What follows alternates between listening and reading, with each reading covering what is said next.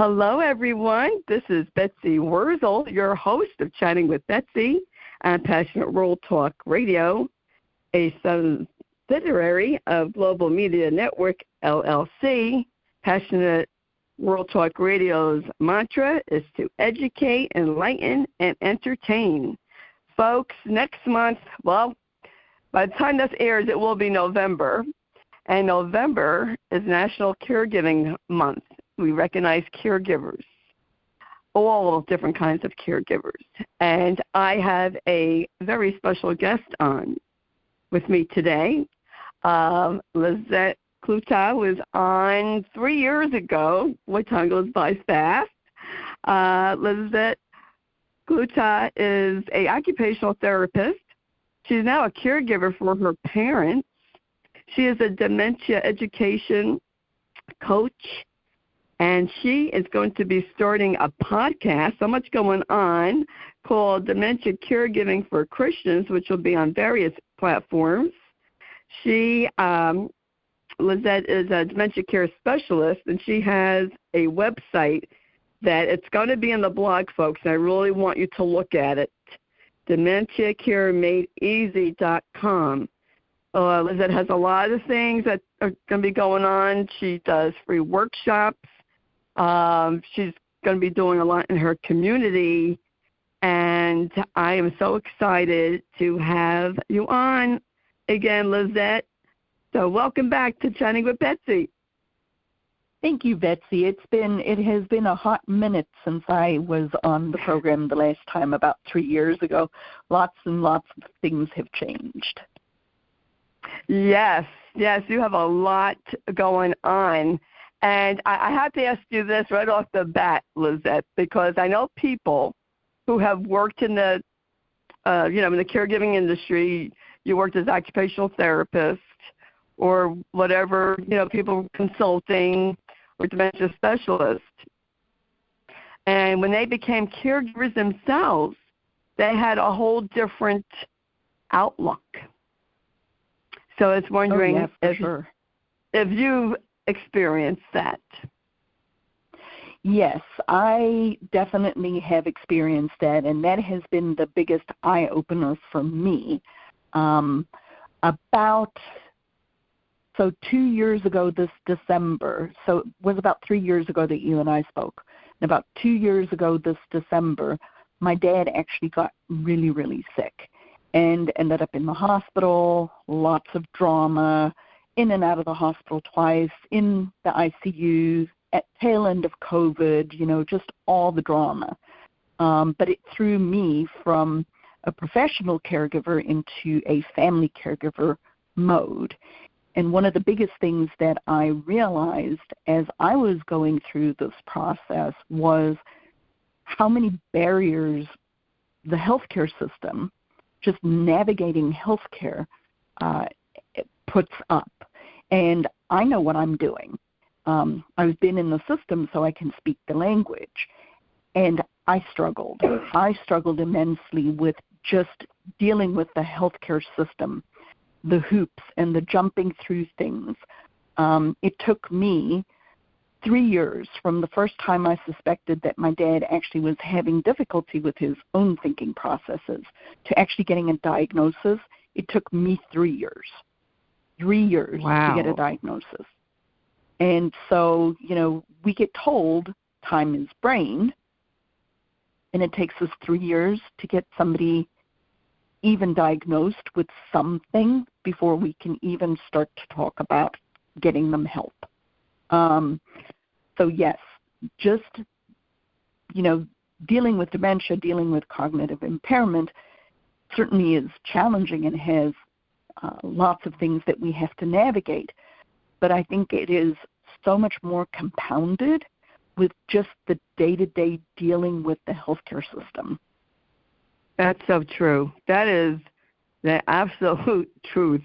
Even now, I would hope by, at this point in time, even 3 years ago, 2 years ago that you were mentioning, that doctors, the healthcare system would have changed, like the attitudes would have been different. My older brother, was having memory problems, and that was 2 years ago, 2 to 3 years ago, and the doctor's attitude was so arrogant from what my mother was telling me.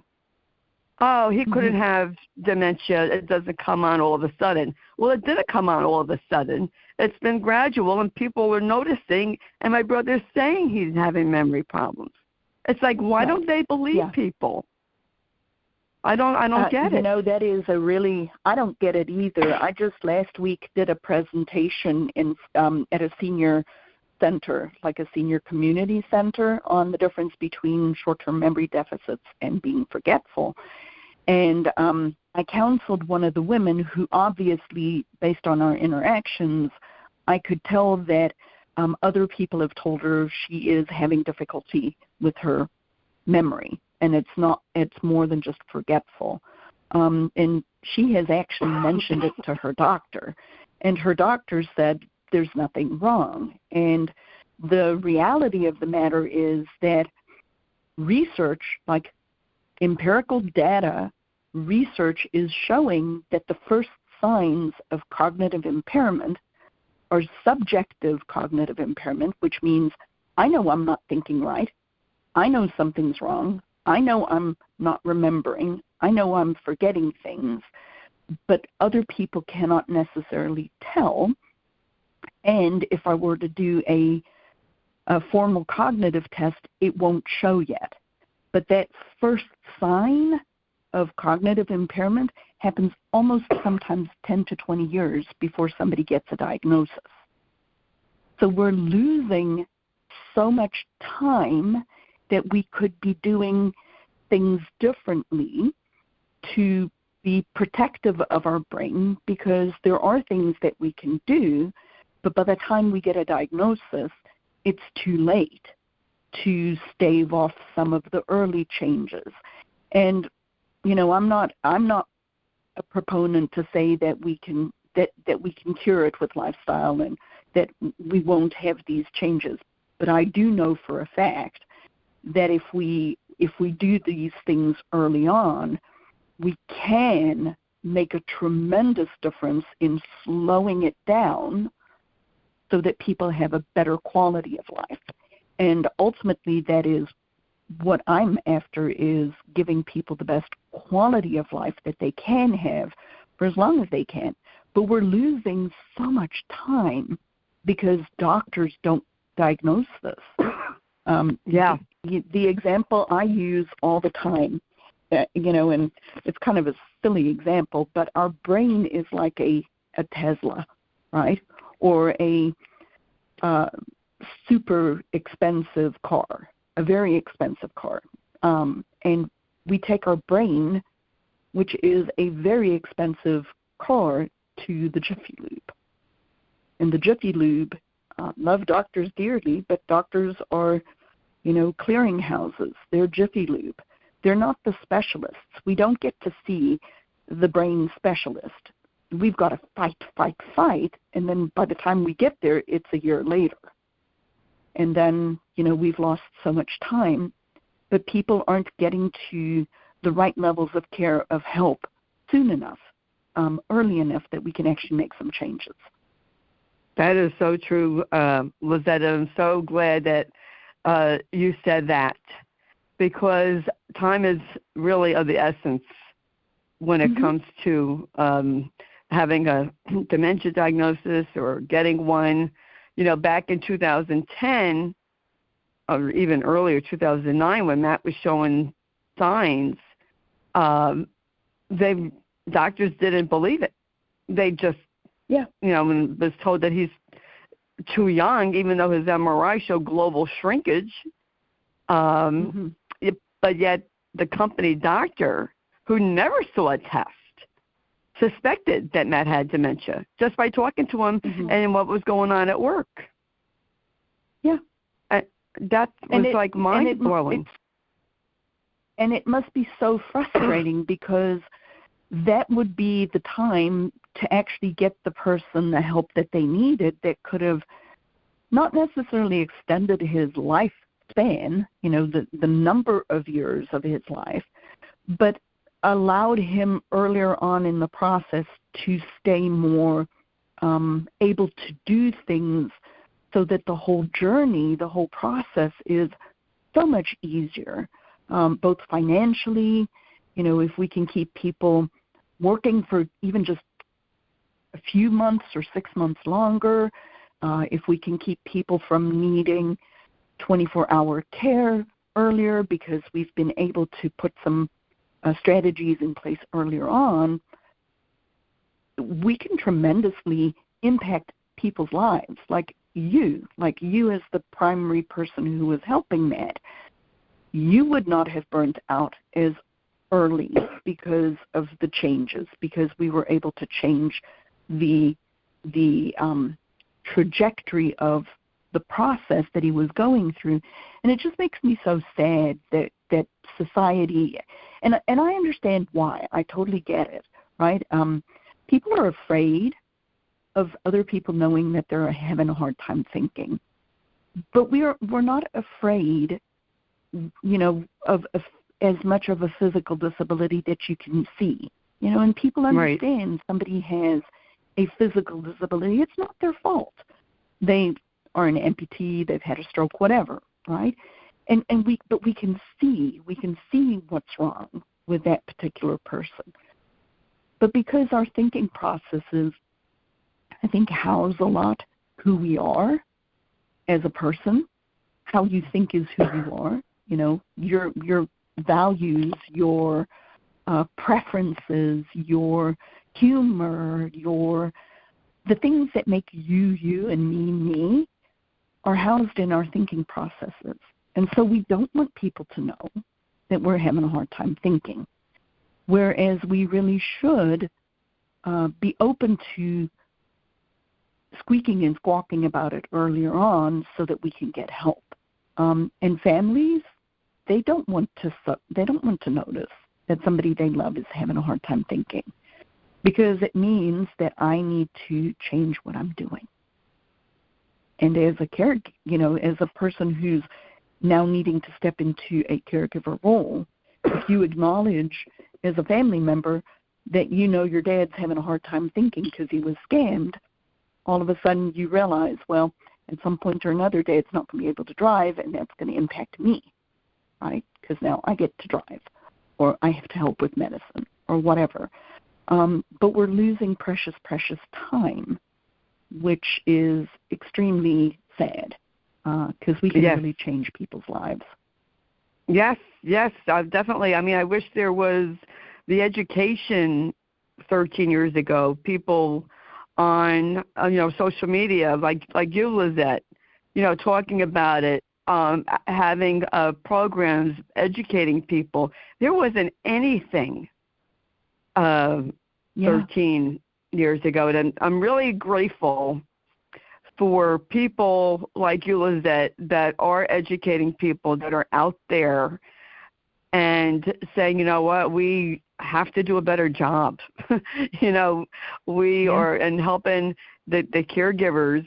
And it is frustrating, when someone goes to a, what they call psychoneurologist, and they do that intensive testing, that 6-hour testing, 4 to 6 hours, I think it was. And like Matt took, and Matt's not the only one, because I've heard this from people who I've interviewed. And then they tell the person, you can't possibly be that bad. You didn't try hard enough. Yeah. You could have done better. It's terrible. Yeah. No, don't even get me going on that. Yeah, that's just, I mean, it floored me, for someone to say that. And, of course, I didn't know 13 years ago what I know now. But I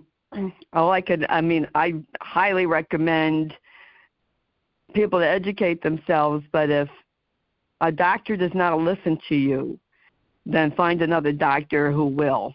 Yes. Find another doctor, or keep squeaking and squawking. Yes. You have to get help. You cannot just, 3 years ago, when my dad got sick, I got access to his health records, and more than a year before he actually got sick. So I had noticed his changes about 3 years ago, and he got sick about 2 years ago. So I had a little bit of an inkling something was coming, which is why I kind of stopped what I was doing at that point, because like intuitively I could see it. My spidey senses knew, but my brain didn't. But when I went through his health record, more than a year before he got sick was the first time that it was actually mentioned. Like the doctor's office asked him, has anybody told you you're having trouble remembering things? And he answered, yes, my daughter. And they didn't do anything. They didn't do anything, which means we lost an additional year before I could, finally get him.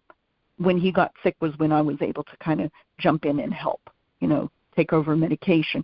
He was so sick I was the evil child. I had to take the car away, and going through that whole process. And and the barriers that were put up related to that was difficult. It took a good 6 months for me to go through the whole process of taking the car away, which is not an easy thing to do for anybody because it changes your independence, Yes.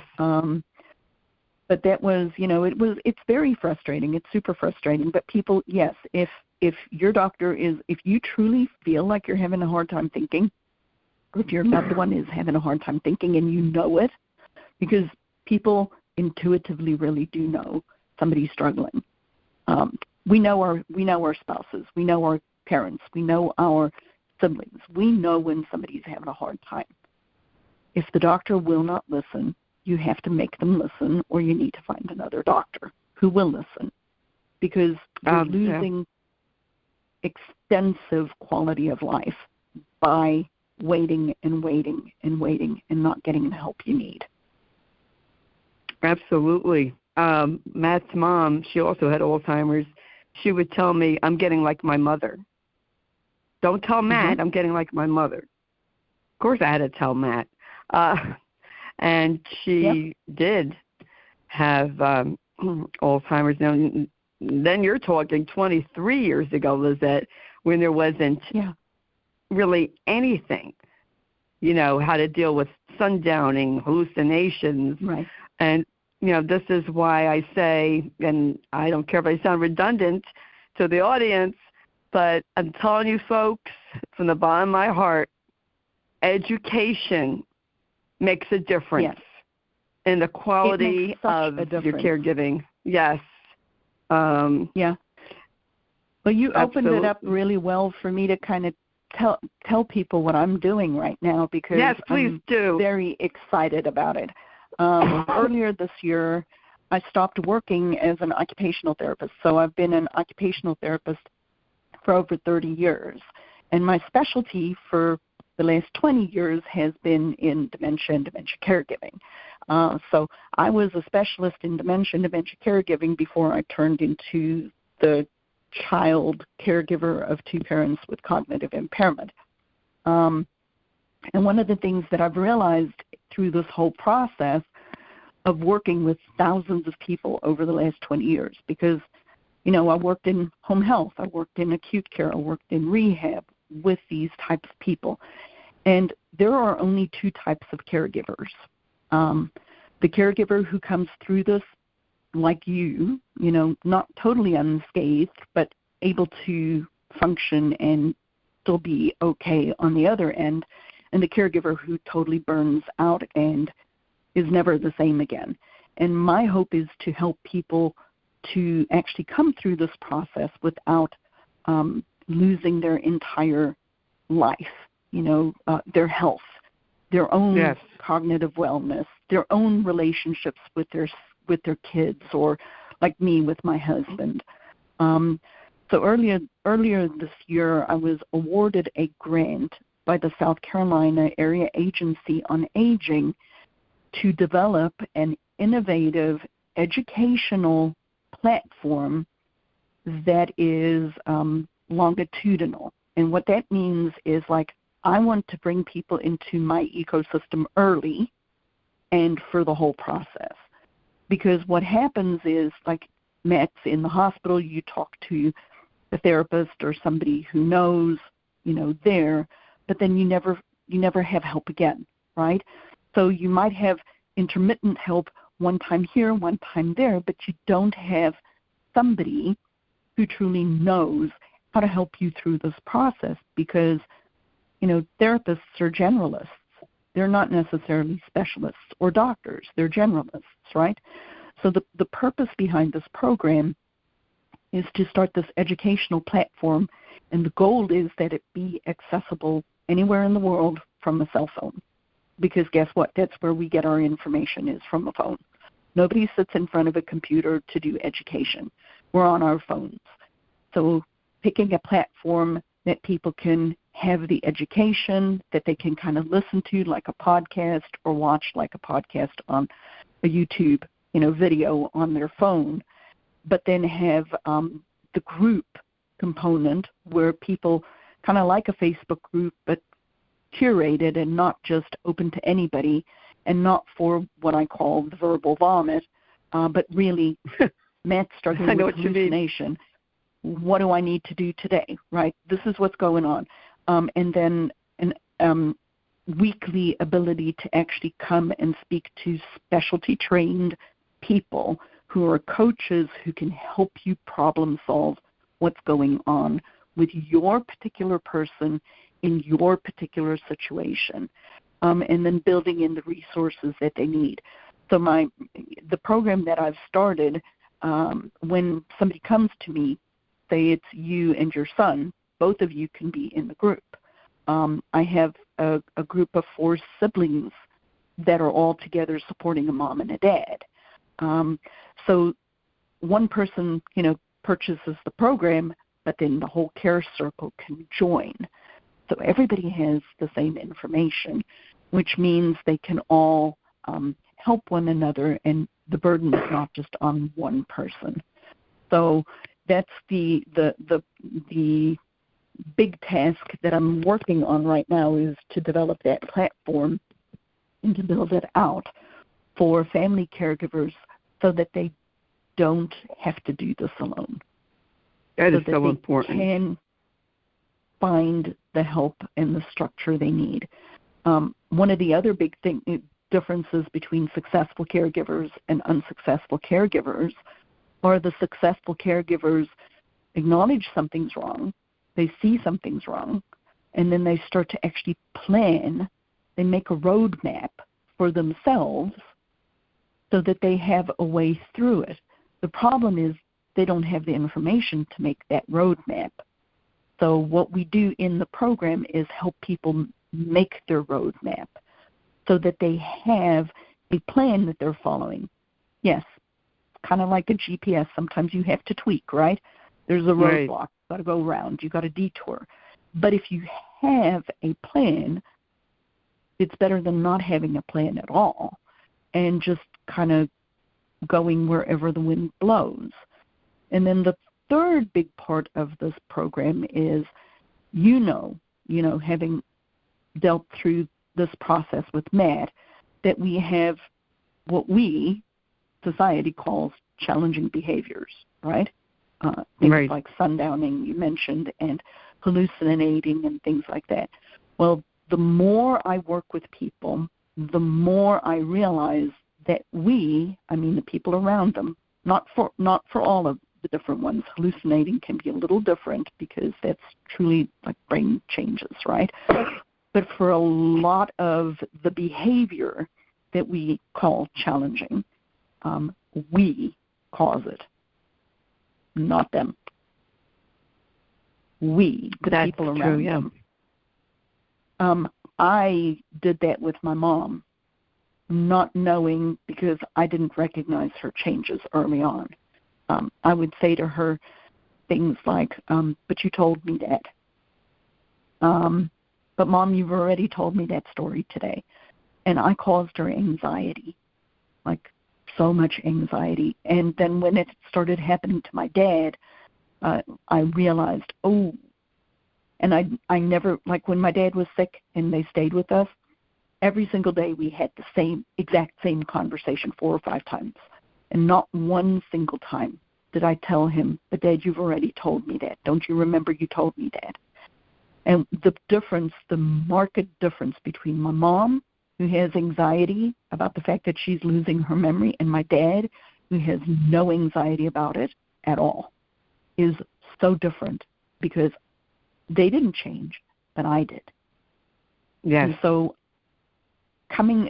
part of the program that I've developed is a repeatable way for people to recognize what they're doing to make these challenging behaviors.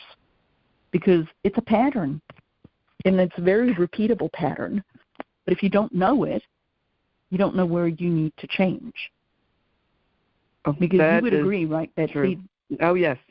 That's so true. You would agree, with Matt, there are certain things that happened over and over and over again. And, sometimes it's like, well, if I just even have a recipe to look at this and say, oh, well, these could be the possible things, then I can change. Because right, Matt couldn't change.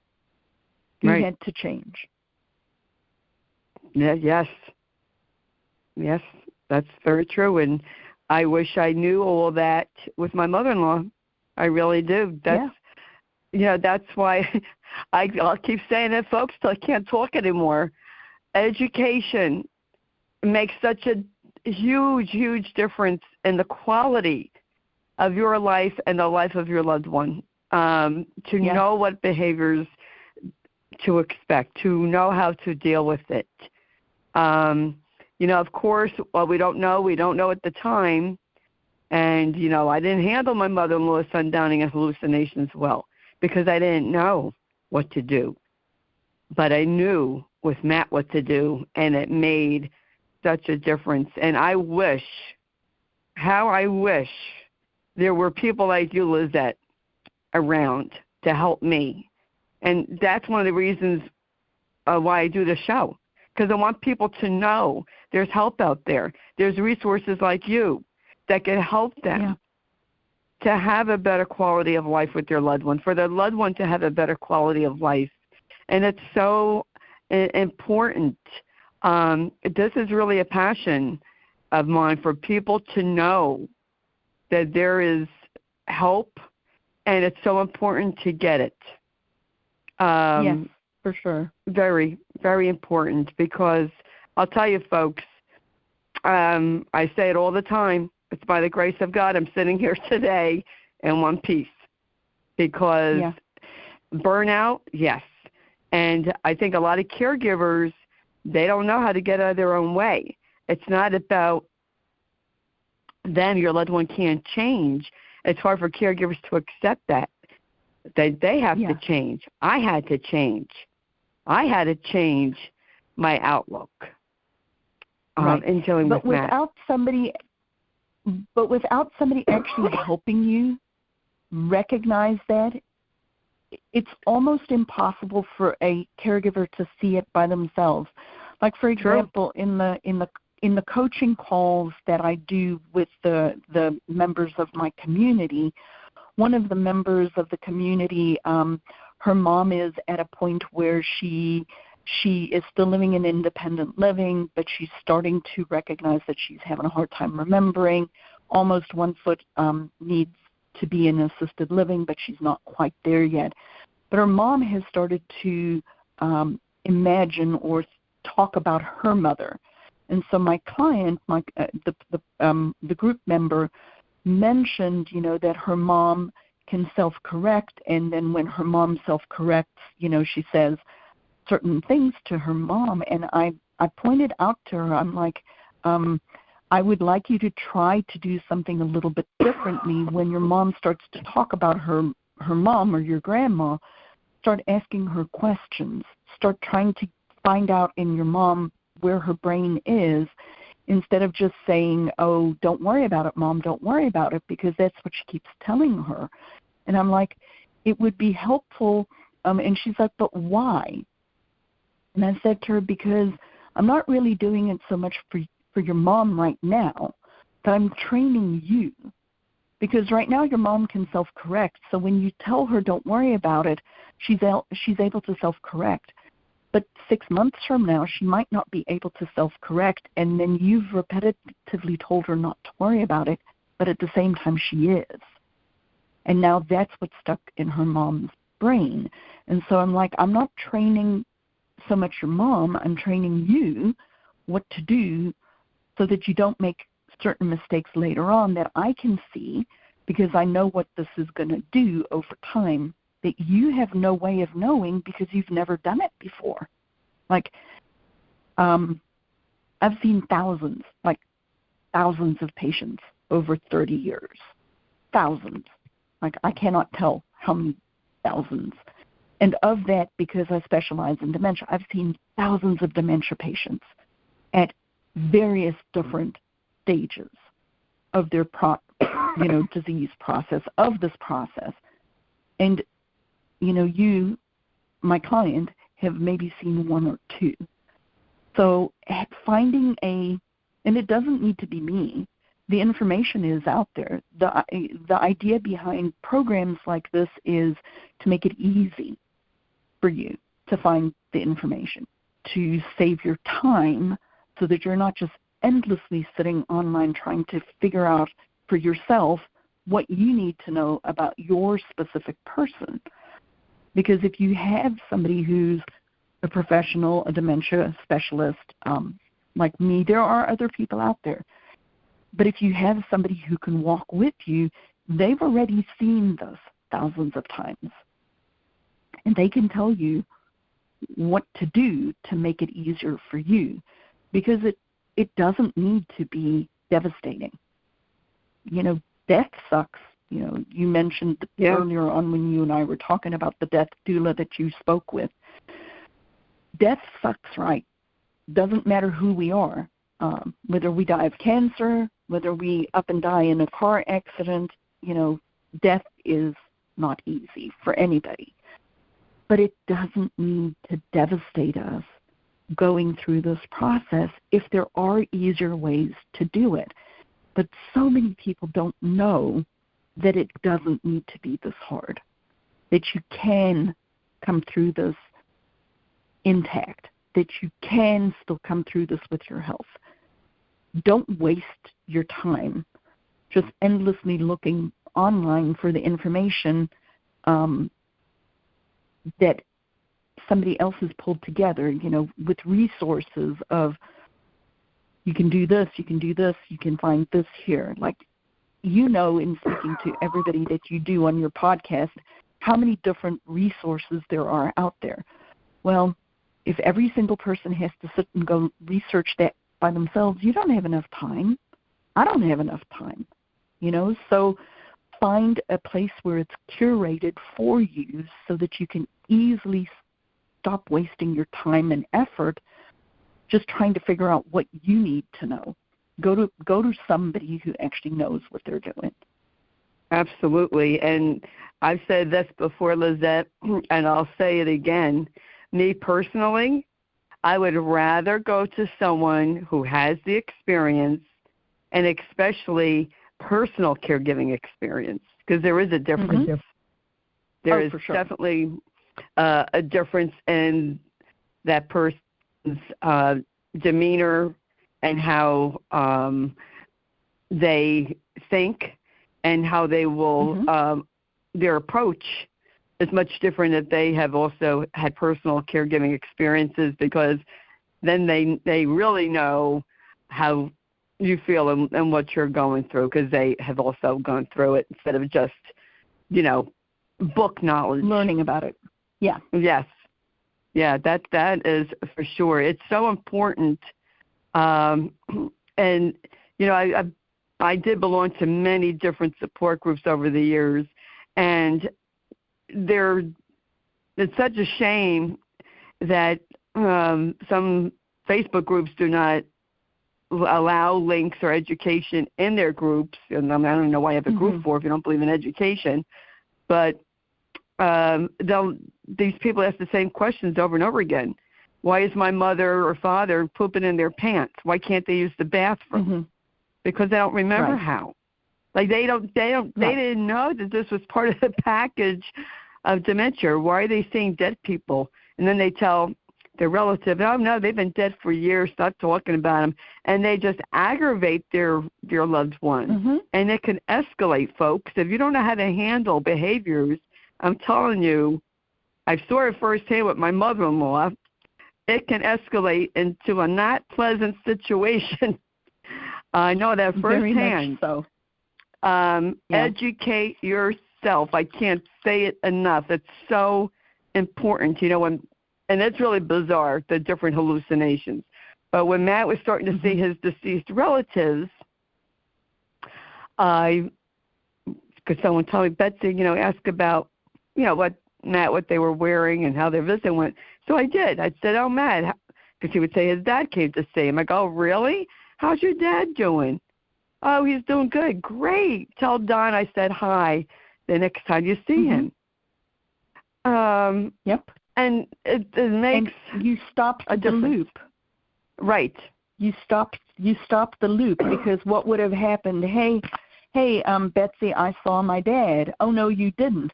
Yes, I did. I saw my dad. No, Matt, you didn't see your dad. And what do we have immediately? Whoosh. We have an argument, and we have Matt riled up, and then you're upset because he's riled up, and now everybody is, people with dementia are very sensitive to other people's emotions. Yes. I call them like an emotional sponge. So just by how you changed your interaction with him, you totally sidestepped this whole terrible argument of the reality that, no, your dad's not here.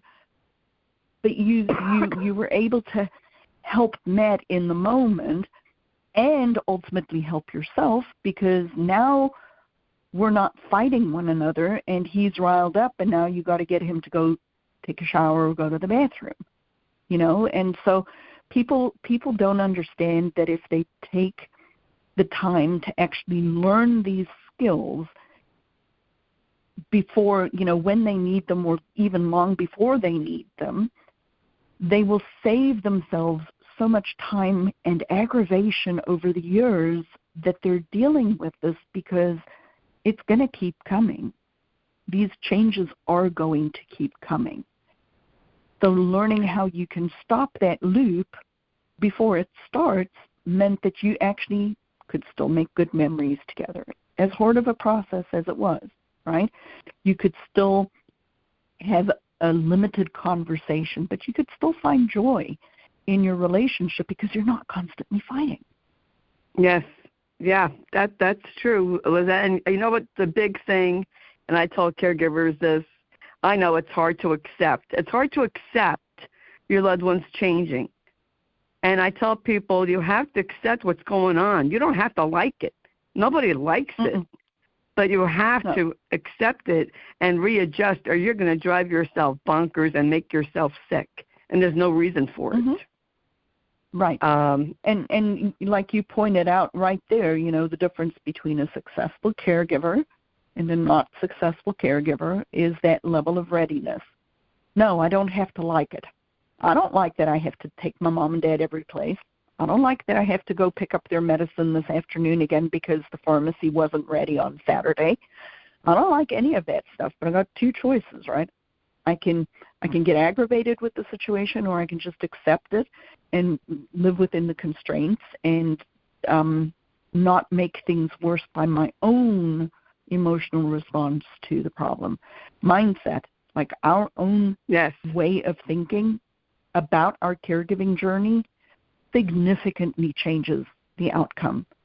When my dad was super sick and I was spun out of control, like overwhelmed and angry and everything, it was because I was thinking, oh, woe is me. My life has changed. Nothing's ever going to be the same again. I don't have time for this. What do you mean I've got to take them to the doctor? I had all of those thoughts and negative emotions, which put me in the toilet, quite frankly. And that's when I'm like, Lizette, this is no fun way to live. Like, what are you doing? And from that moment where I actually made a decision, like I remember making the decision, yes, I don't like this, but I can choose how I respond. And I choose to be a caregiver. I choose to be ready for this, because ready or not, it's going to come.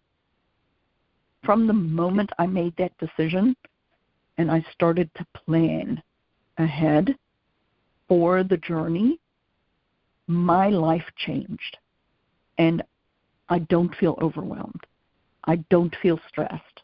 I don't get angry. You know, I'm human. I make mistakes. Some days I get aggravated and frustrated. But my own mindset and your mindset as a caregiver dictates how your journey is going to be. Absolutely. If you think it's going to be terrible, it will be. If you think it's going to just be doom and gloom, it will be. There are active things people can do to make it easier for themselves. But nobody's talking about that. Nobody's talking about how our own mind controls how we respond to a caregiving journey. That I love passionate you today. I love it. I love people that are passionate. You know, it's true. You gave true golden nuggets, and I like for someone else to say it, because people might get tired of hearing me say the same things all the time. So when they say, hear it from someone else in a different way, I hope they understand. They get it. It's a mindset, folks. It is a mindset. It is a mindset. And, you choose your caregiving journey. Yeah. Yes. Wasn't going to let it defeat me. And, that's how I, thought of the name of the group, #Kick Alzheimer's Ass Movement, because how do you kick it? You got to celebrate life every day, folks. Live life. Take your loved one out as much as you can. Do the things that you can. It doesn't matter if they remember or not. Bring the party home. Because you do. Right, you do. You're making the memories. Remember. Yeah, exactly. You're making the memories for you. You're not making the memories necessarily for them. You're making the memory. You're still living your life, and as sucky as it is for the people who are dealing with dementia, it is now a part of their life, and so they can choose to just see the negative and the loss, or they can choose to still see what's retained and what's still there and play to that strength. My mom right now, she has her short-term memories a nanosecond, but she is super, super pleasant, and she'll sit there and she'll tell me, she'll laugh, she'll say, "I'm on my own planet." I'm like, "Yeah, Mom, I love your planet." Because these are the memories that I can make with my mom, and so it's not about making her remember tomorrow that we had that same conversation. It's irrelevant. I see the joy in her eyes when I connect with her at whatever level she is, at whatever time of day it is. It doesn't matter to me. I'm there to help support her and give her the best quality of life that I can still give her at whatever part of this journey she's on. Absolutely. I absolutely agree, Lizette. And, folks, I'm going to recommend, take pictures, take videos, record your loved one's voice, because you're going to really treasure that after they're gone. I went through a lot of turmoil as a caregiver. One time I said something to Matt, wasn't nice, like, I can't get out early because I got to do this and this for you. And I caught myself. I got upset with myself. And I apologized to Matt later. And then I had an epiphany. Betsy, you're going to get your independence one day. Matt's never going to get his independence. And I apologized to him. I was crying. I was really upset with myself. And you know what, folks? No one's a perfect caregiver. Show yourself love and grace, compassion when you do make that mistake. Oh, for sure. Because you're going to make mistakes, let me tell you. Oh, yeah, for sure. And even me, like I like I'm a professional caregiver and now I'm a family caregiver. When things were going really hard with my dad, like during the period of time when Lizette had to take the car away, right? Because that's no fun for anybody. But the reality is, and this is just the reality of the matter is, driving is a privilege. It's not a right. We do not have a right to drive a car. And so if your loved one is not safe driving the car, you have a responsibility to other people on the road of recognizing it and taking on the challenge, because people don't want to, because it changes your life as a caregiver, because all of a sudden you get to, assume the responsibility of errands and going places. So I understand that. But when my dad and I were fighting, I came to a realization, like, our interactions had one of two responses, and the responses were always resultant of me and my response, my first response. And on the days that I would just go into the house and not think about it beforehand, that my dad is not the same anymore, and that he is going to push my buttons because he's pissed, about the car, then we ended up in a fight. But if I sat in the car for 3 minutes before I'd walk through the door, and I had an attitude adjustment, and I came in with a different way, and knowing that he was going to try to push my buttons and not respond, then we had a totally different outcome every single time, every time. So in other words, what, I realized, and I knew it as a professional caregiver, but it's harder when you're a personal caregiver, right? But what I realized is, yes, I control the narrative. I control the response I'm going to get on that end. I control how my dad's going to experience this interaction, because he cannot control it anymore. But I can. That is so true. Lizette, I could talk to you for hours and hours. You are so wonderful, and I really want to encourage the audience to check out your website. Give your website again, Lizette, and how people could get in touch with you. Wonderful. So the best place to reach me right now is dementiacaregivingadeeasy.com and /workshop. I do a free monthly workshop to help caregivers be able to start down this process a better way. So once a month I do a workshop, maybe sometimes a couple of times a month, but dementiacaregivingadeeasy.com is the primary site, and then Dementia Caregiving Made Easy /workshop to sign up for the next free workshop, where people can learn how ready they are. They can find out completely how ready they are for caregiving. They can get a roadmap that will help them have a clear path to follow, and I show them a repeatable way to stop challenging behaviors. So those three things are the things that people can come away from the free workshop with. Wow, that is amazing, folks. This may not be the proper way to say it, but I'm from New Jersey. That's a no-brainer. How I wish it is. There was free workshops 13 years ago, because I would have jumped on it. I would have jumped right on that offer. I am so grateful for you, Lizette. I'm grateful for people like you that, you have a business, but you offer free workshops and helping people out. And, folks, think about, how much do you pay for your streaming services? I know I pay a lot. Yeah. How about putting that money to a good use and joining a membership and learning how to get support, learning how to have a better caregiving journey? Now, I'm not selling anything for Lizette. She's not telling me to say this, but this is how strong I feel about for a caregiver to get education and support. I hear caregivers complain, oh, well, they charge for this, they charge for that. But don't you pay for things? Don't you pay for services when you get your nails done, your hair done, whatever? Then how about paying for something that will help you and your loved one have a better life? Yeah.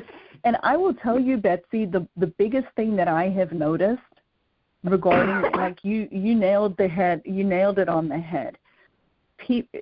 People who are not willing to invest, and these programs, the programs that are worth it are not free, but they're not so expensive that they're not doable. Most of these type of programs have a cost point of about less than $100 a month. Like, that's a meal in a restaurant for two people. Yeah. Not even a fancy restaurant for two people. That's true. That is a streaming platform. I pay $80 for Hulu per month, right? Streaming platform. What does 1 month in a nursing home cost? Depending on where you are in the country, $8,000 to $10,000 a month. So the takeaway I have for people is, if you are not willing to invest in yourself to find out the information that you need in order to do this, then you're doing yourself a significant disservice, because the people who actually pay are the people who play. They're the people who show up. They're the people who ask questions. They're the people who are invested in themselves. The people who are looking for everything for free, they are the people that are not willing to make those changes. So if you really want, I pay a lot of money to a lot of different places for when I want information. I have, I've spent thousands, probably $100,000 in my career learning about dementia and dementia caregiving and those kinds of things. Between time and effort, think how much money people can save by not wasting all their time just endlessly searching and not knowing whether the information is accurate for them. And 1 month in a nursing home. You could be in a paid program for the entire lifetime of your person that you're helping and not get to 1 month in a nursing home. That's very true, Lizette. And, I tell people, like when they say, oh, well, I don't have time to listen to this or do that. I'm like, you know what? If you can binge watch your shows, Netflix, where you're not going to learn anything, then you can definitely listen to people who have wonderful advice and go to a workshop. Right. But the reality of the matter is they are going to make time. Yeah. They are going to spend the time. They can just choose, do they want to spend the time on their own terms, or are they going to spend the time when the papaya hits the fan and they've got to navigate it? Because you're going to spend the time. When something happens and your loved one's in the hospital and you're frantically trying to figure out what to do, you're going to spend the time then, or you can spend the time ahead of time and get people in your life and put your system in place and get everything ready so that when the crisis happens, you're not scrambling. Because we're going to pay in time and money. We can just choose when we're going to put the investment forth. And investing in yourself as a caregiver is an investment in your future, because about 66% of caregivers are women. And of those 60%, about 60% of those are still working. So we're going to put the time in. We can just choose. We can choose when are we going to put the time in. But if you don't make the choice actively, the process is going to make the choice for you when you don't have the time, when you truly don't. And that's when people burn out. So my final recommendation to people is don't wait to get help. You got to get help early and often and ask. Don't just wait. There's so much you can do to actually make this process easy. but we are not talking about making it easy. We're just reacting after things happen. And we can, if people are proactive, they can actually change the outcome, so they don't have diabetes or heart conditions or a stroke because of high blood pressure, because of dealing with a caregiving journey without putting, some thought to it. We can significantly change people's lives. Absolutely. Can you repeat that? Lizette was trying to write it. Don't wait to get help. I like that. Don't wait to get help. Yeah. You can change the trajectory of your caregiving journey by just getting help early and often. Great. I'm going to put that down because that is so true. Lizette, you are a gem. You are a true gem. Folks, you heard Lizette Cloutop. Her name is spelled Cloete. I hope I said your last name correct. You did. You did good. Great. Thanks. Folks, information about Lizette Cloutop will be in the blog that Jeanne White, who's the station manager, writes. Please read the blog. Contact Lizette Cloutop and get the resources, get the help that you need. It's so important. And I feel blessed to be able to do what I do because I'm here to help people. That's what Chatting with Betsy is about, is helping people. So please share this show to help others. And if you don't already subscribe to Chatting with Betsy, please do so. It's for free on Amazon Music, Spotify, Spreaker, YouTube, to name a few. And I want to thank you, Lizette, for coming on and all that you do to help others. You've inspired me today and giving you a hug across the waves. And I want to thank Lillian. You're welcome. I want to thank Lillian Cauldwell, CEO of Passion World Talk Radio, who makes this all possible. And, folks, if you want to follow me, I'm Betsy E. Wurzel, W-U-R-Z-E-L, on Facebook. And I have a support group, hashtag Kick Alzheimer's S Movement on Facebook. You're welcome to join. And I forgot to say at the beginning of the show, so I'll say it now. The views of the guests may not represent those of the host of the station. Got to do my disclaimer somewhere in the show. So let's do it at the beginning. I did it at the end. But Lizette was on point, great information. I'll tell you, I'm excited. If I was a caregiver now for someone with dementia, I would definitely be hopping onto that free workshop and checking it out. And that's a great way to check out Lizette, right? Yep, that's a good way to get to know me. Yes, do the free workshop, and then you could see. But I'll tell you what, I've known Lizette for, 3 years? You won't be disappointed, folks. I'm telling you. You will not be disappointed. You will really enjoy and be very wise to listen to what Lizette has to say. She has over 30 years experience, and I would just think it's a very wise investment. And as I always say, at the end of my show, in a world where you could be anything, to please be kind and shine your light bright, because we all need that now more than ever. And thanks for listening, everyone. This is Betsy Wurzel, your host of Chatting with Betsy on Passionate World Talk Radio Network, which is a subsidiary of Global Media Network, LLC. Chat with you soon. Bye-bye now.